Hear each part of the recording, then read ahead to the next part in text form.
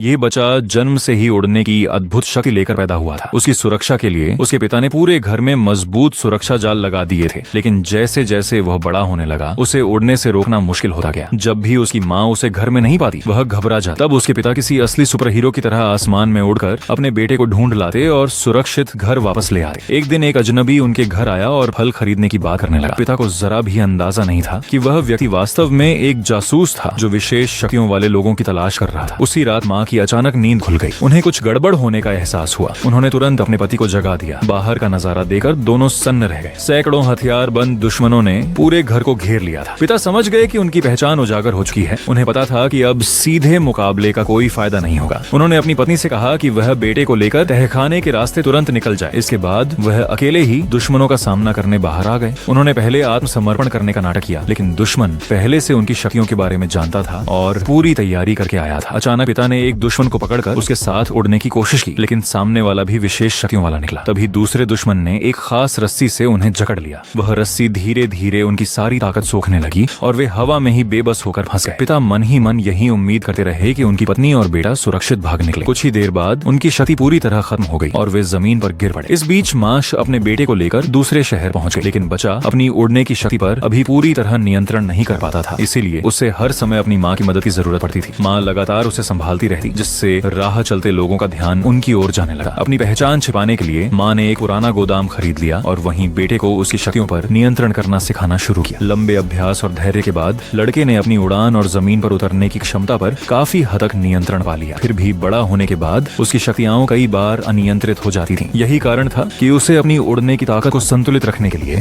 हर दिन एक भारी बैकपैक पहनकर चलना पड़ता था।